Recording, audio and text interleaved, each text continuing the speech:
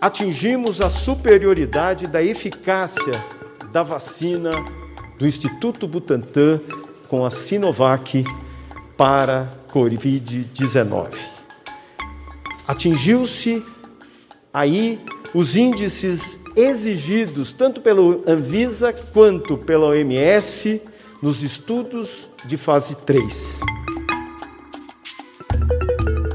A expectativa era enorme. A divulgação dos resultados da chamada fase 3 dos testes com a Coronavac já havia sido adiada. A primeira data era 15 de dezembro. Todos aguardavam o tão esperado índice de eficácia. Porém, como você acaba de ouvir do próprio secretário de Saúde de São Paulo, Jean Gorentin, esse percentual não apareceu. O governo de São Paulo e o Instituto Butantan informaram apenas que a vacina cumpre os requisitos mínimos de 50% de eficácia. Está no limiar do padrão imposto pela Anvisa e recomendado pela Organização Mundial da Saúde, segundo o presidente do Instituto Butantan, Dimas Covas. Mas o dado científico, o objetivo, só daqui a 15 dias. Temos um contrato com a Sinovac que especifica que o anúncio desse número ele precisa ser feito em conjunto, no mesmo momento. Então, ontem mesmo, apresentamos esses números à nossa parceira, que, no entanto, solicitou que não houvesse a divulgação do número, pelo motivo de que eles necessitam de analisar cada um dos casos para poder aplicar esses casos à agência NMPA, que é a Anvisa da China. Dimas Covas, no entanto, revelou uma informação promissora. A vacina contra a Covid, produzida pelo laboratório chinês Sinovac em parceria com o Instituto Butantan, teria tido 100% de êxito para impedir o desenvolvimento de casos graves nos testes clínicos realizados no Brasil. Mesmo assim, como explicou o coordenador do Centro de Contingência de São Paulo, João Gabardo, nenhum pedido de registro do imunizante será levado neste momento para a Anvisa. Mesmo que o secretário Jean tenha colocado, e o Dr. Dimas, que o prazo solicitado pela China é de 15 dias, existe um compromisso de que seja, dentro desses 15 dias, o menor prazo possível. Então, dentro desse menor prazo possível, nos 15 dias, nós teremos toda a documentação necessária para encaminhar à Anvisa. Como esse adiamento pode ser interpretado e como afeta a credibilidade dos testes com a Coronavac? Qual é a relevância da ausência de casos graves entre os voluntários que tomaram a vacina no Brasil? Será possível cumprir o plano do governo de São Paulo de iniciar a imunização no estado a partir do dia 25 de janeiro? E de que forma a não divulgação dos dados prejudica a estratégia de uso dessa vacina em todo o território nacional? Esses são os temas do Ao Ponto desta quinta-feira, o último de 2020, mas que volta rapidinho depois de uma semana de intervalo no dia 4 de janeiro, na primeira segunda-feira do ano. Eu sou o Roberto Maltic, hoje sem a Carolina Moran, e nesse episódio converso com o médico Renato Kifuri, diretor da Sociedade Brasileira de Imunizações e membro do Comitê Técnico do PNI, o Programa Nacional de Imunizações. Fique com a gente.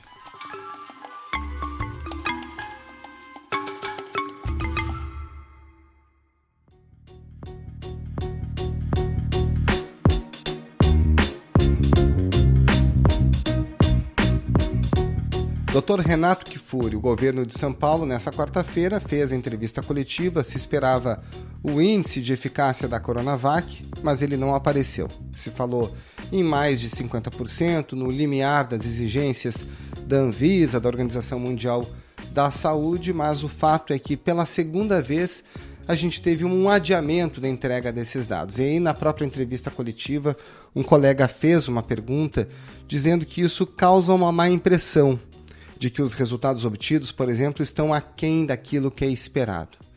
Para o senhor também causa essa impressão? Como é que a gente pode interpretar esse fato? Olha, Roberto, é difícil avaliar os motivos dentro de um estudo clínico que fazem com que os resultados, sua apresentação, sua publicação, sua submissão a agências regulatórias possam não cumprir um calendário previamente estabelecido. Nós sempre dizemos no meio acadêmico que os estudos clínicos eles têm vida própria. Ele tem o seu curso eles precisam muitas vezes dos indivíduos envolvidos desenvolverem doenças, eventos adversos, são eventos biológicos que, portanto, são imprevisíveis e muitas vezes nós precisamos de tempo para que toda essa informação acumulada seja, vamos dizer, analisada e apresentada de forma para a comunidade científica embasada, de forma organizada, para que se possa ter uma leitura desses resultados. Então, prometer datas de lançamento, prometer datas de aplicação de vacinas, prometer datas de festivas em ambiente acadêmico, em ambiente de estudos, é muito arriscado. Nós, no próximo mês de janeiro, cumprindo o protocolo com a Anvisa e obedecendo aos princípios de proteção à vida, nós vamos iniciar a imunização dos brasileiros de São Paulo em janeiro. Porque todas essas circunstâncias podem alterar. Então, normalmente os cientistas raramente prometem datas de entrega de estudos, lançamento de produtos que estão em teste, porque, como o nome já diz, eles estão sendo testados. E como se trata de fenômenos biológicos sujeitos a todas essas variações, variáveis que podem alterar essa data e não necessariamente estão relacionados com baixo desempenho da vacina ou estão relacionados a algum problema de segurança, podem ser simplesmente problemas metodológicos que precisam de mais tempo para serem analisados. A gente tem a informação oficial que vem do governo de São Paulo, que o laboratório chinês, tem estudos também na Turquia, na Indonésia, que precisa ter um padrão único para eles. Esse é um argumento que o senhor entende como plausível, como razoável?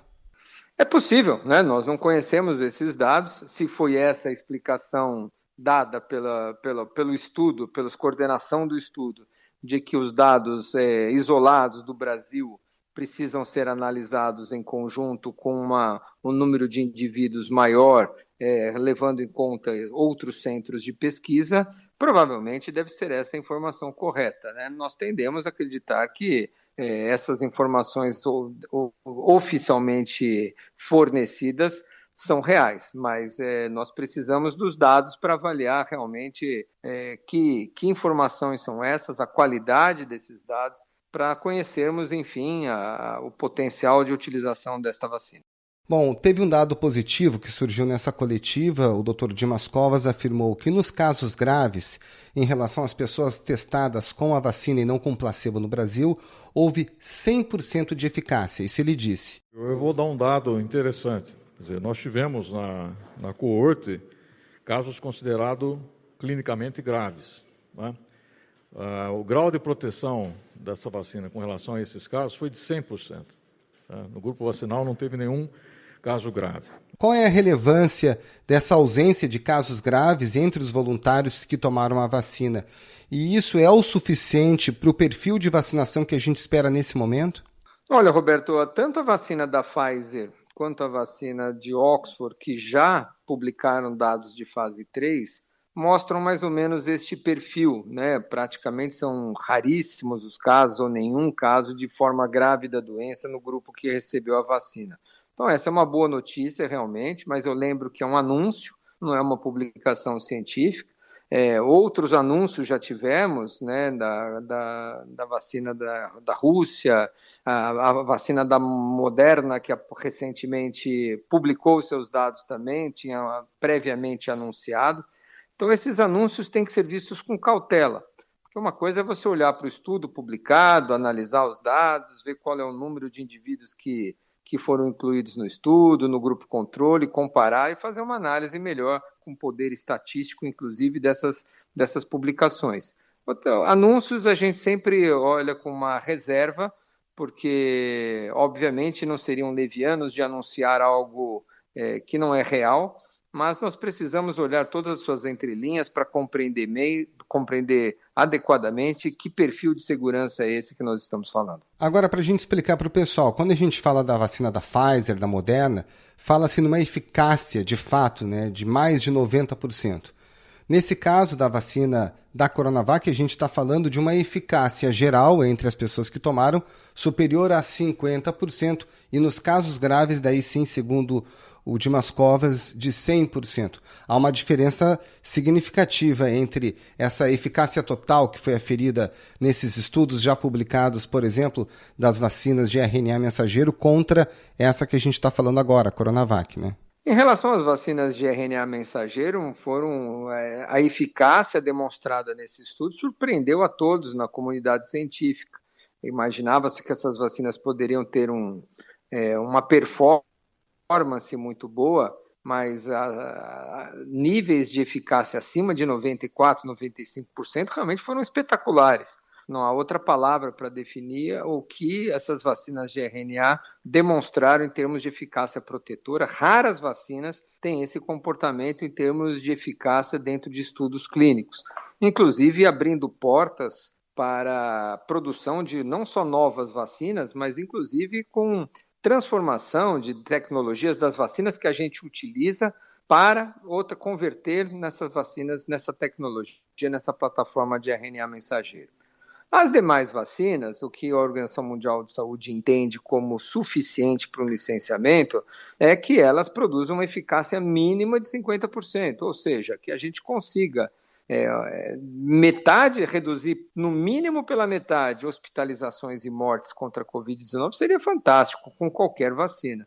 É claro que gostaríamos de todas as vacinas com 95%, 100% de eficácia, mas infelizmente a ciência não é assim. As vacinas, em geral, inclusive muitas das que nós utilizamos aqui há décadas, têm eficácias de 60%, de 70%, de 80%, e tamanho impacto que essas doenças têm, redução de 60%, 70%, 80% é muito importante. Mas nós temos que aguardar. Qualquer ilação sobre qual eficácia tem a vacina da Coronavac é uma ilação pura que não merece hoje em dia nenhum tipo de comentário antes da publicação dos dados. São os dados dos estudos que vão demonstrar para a gente que eficácia é essa, em que população é essa, se foi mesmo eficácia nos idosos, em adultos jovens, em populações com comorbidades. O estudo é muito mais amplo do que um número simples de 60%, 70%, 40%, 80%. Precisamos olhar os dados como um todo e entender o impacto que a introdução dessas vacinas, não só a vacina da Sinovac, mas de todas as outras, terão numa implantação num programa público.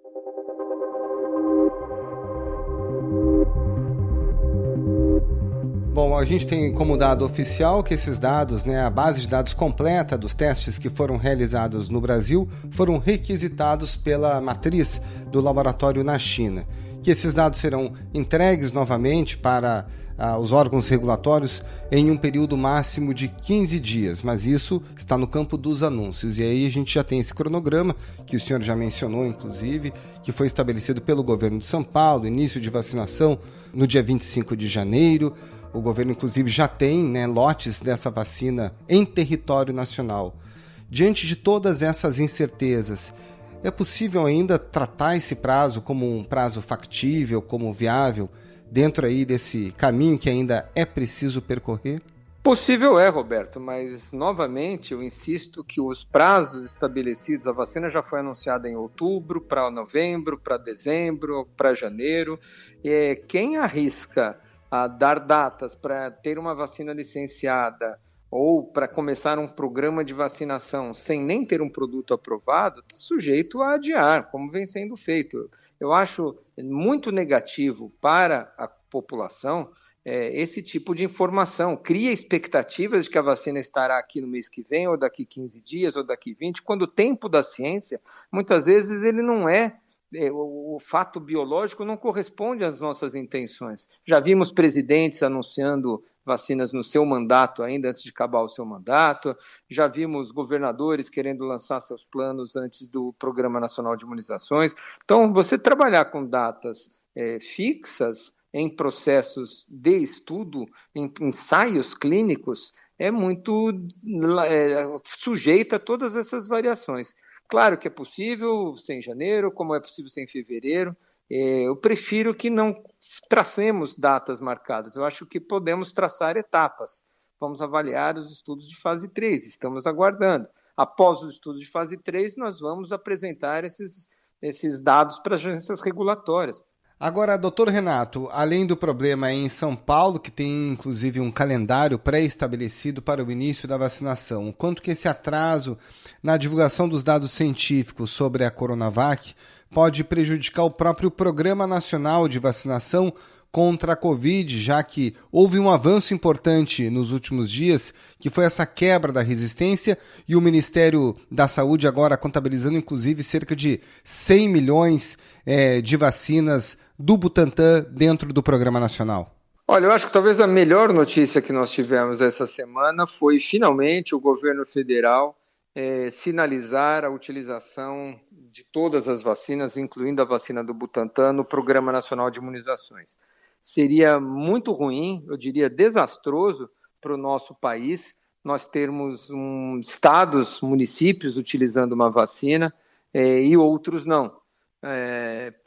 Seria a fuga, né, ou pelo menos o desrespeito ao princípio básico do nosso Sistema Universal de Saúde, que o nome já diz, ele é universal, ele é igualitário, ele é o maior programa de inclusão que nós temos no país. Então não podemos ter brasileiros de categorias diferentes, os moradores de estados ricos recebendo vacinas, os amigos de um governador ou de um prefeito ou de um presidente recebendo uma vacina e de um político oposição a ele não recebendo. Isso é descabido, ao meu ver, num programa de saúde. Em nenhum país do mundo isso aconteceria.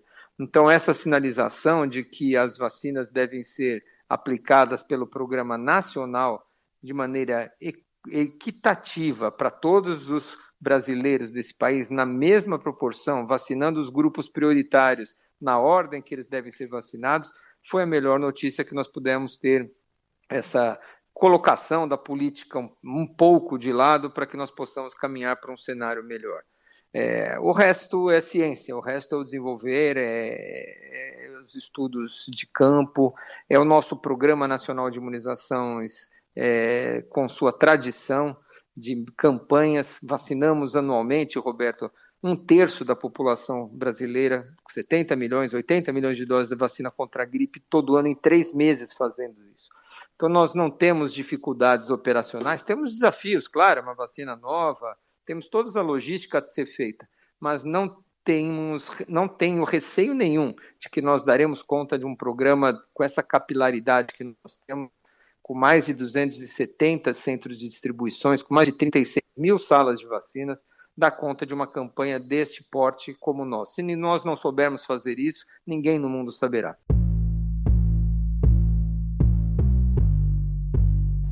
Cientistas do Reino Unido e da Rússia anunciaram uma parceria inédita para testar o efeito da combinação de 2 vacinas anti-Covid. Agora, a vacina de Oxford, hein, doutor? Porque a gente está esperando por uma vacina, não importa o nome, né? Isso já é sabido e já é claro.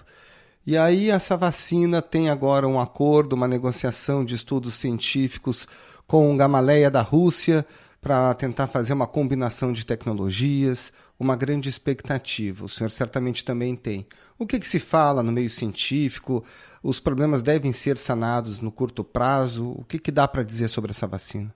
A vacina de Oxford era uma das primeiras candidatas a serem licenciadas, talvez a que primeiro entrou em fase 3 e a que mais se tinha expectativas para um licenciamento num primeiro momento.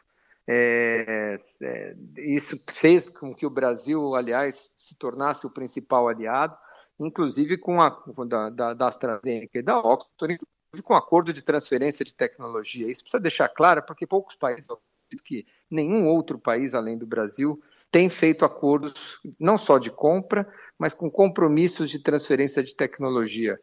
A vacina, de novo, estamos frente a um estudo clínico com todas as variáveis, apresentou alguns problemas no seu desenvolvimento, alguns testes precisaram ser continuados, alguns talvez sejam refeitos e talvez atrase um pouco o licenciamento dessa vacina. Mas eu acredito que é uma boa vacina, uma vacina que já demonstrou uma eficácia de no mínimo 60% na população como um todo, para um subgrupo chegou a 90%. Esses dados acumulados de mais tempo de acompanhamento em breve deverá ser publicado. Ontem mesmo foi apresentado à Agência Regulatória do Reino Unido mais uma análise interina desses dados, em breve deverá ser publicado também esses dados. Eu acho que será uma ótima vacina e nós não teremos vacinas para todos no mundo. E, portanto, nós vamos conviver com cenários de 2, 3, 4 vacinas no país.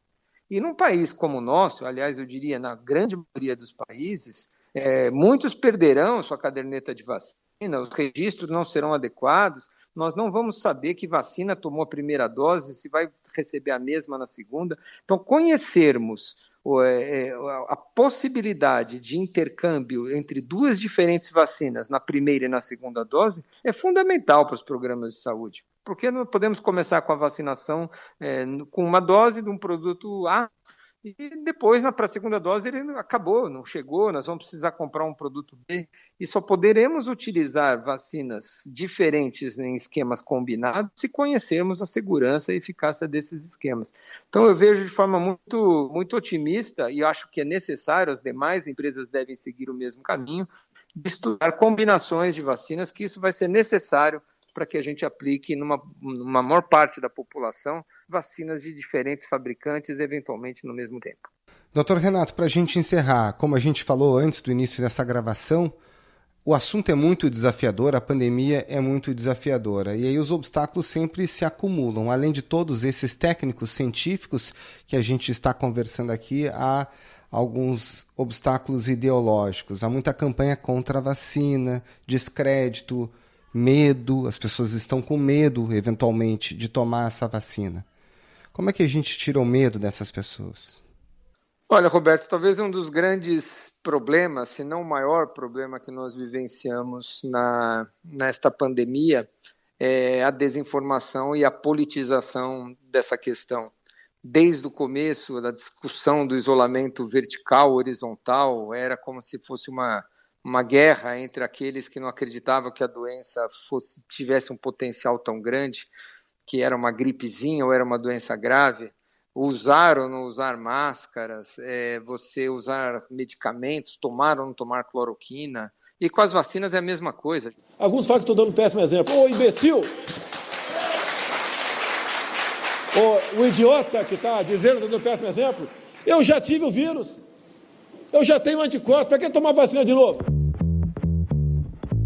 A gente está vivenciando tudo que nós passamos na pandemia, a politização, como se fossem torcidas de futebol que torcem para uma vacina ou para outra, questões xenofóbicas, questões partidárias, colocando um governador, um presidente, enfim, como se fosse a vacina um produto a ser disputado e não um bem para toda a humanidade. Eu temo, sim, que nós tenhamos grandes dificuldades de atingir as coberturas vacinais ideais, ou seja, para aquele público-alvo que a gente destine uma vacina, uma parcela razoável da população possa ter desconfiança. E um dos pilares para a gente conseguir uma adequada vacinação é a confiança. Confiança no produto, confiança no poder público que está disponibilizando essa vacina.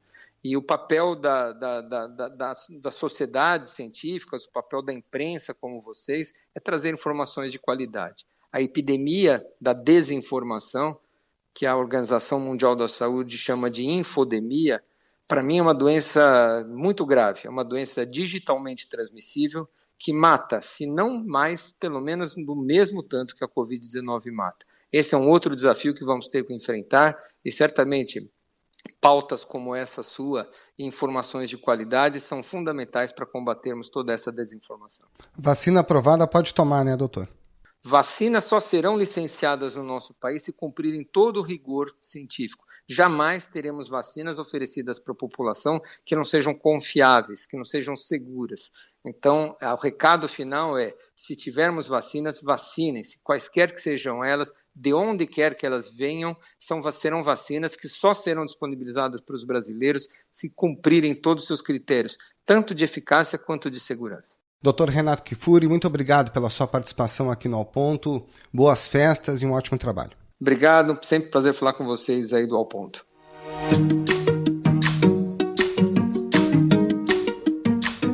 Este foi o Ao Ponto de hoje, podcast diário da redação do Globo. Nessa conversa, a gente conta com a participação de toda a equipe do jornal.